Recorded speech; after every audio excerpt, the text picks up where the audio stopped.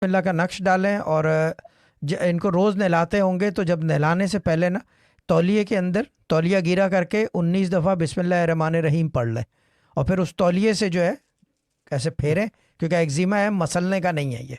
और साबुन इनका जो है जी ना हाँ नॉन नॉन परफ्यूम्ड सोप हो, जी ऐसा साबुन इस्तेमाल करें जो वो ना हो। और इसको हमेशा जो है मॉइस्ट रखा जाता है, वो भी बग़ैर खुशबू वाले क्रीम से।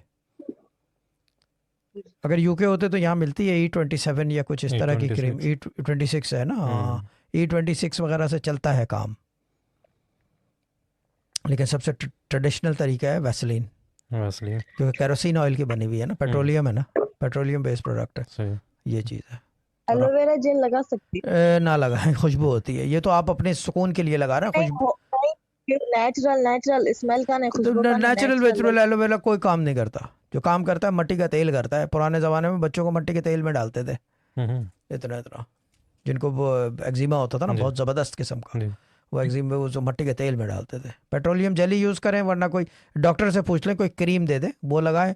और दूसरी ये कि बिस्मिल्लाह का नक्श डालें। डॉक्टर से क्रीम ऑइंटमेंट सब लगा के देख लिए पर कम होता फिर आ जाता थोड़े हाँ तो दिन बाद। बाजी ये तो आपको लगाते रहना पड़ेगा ना, फिर ये लगाते रहना पड़ेगा ना। हाँ,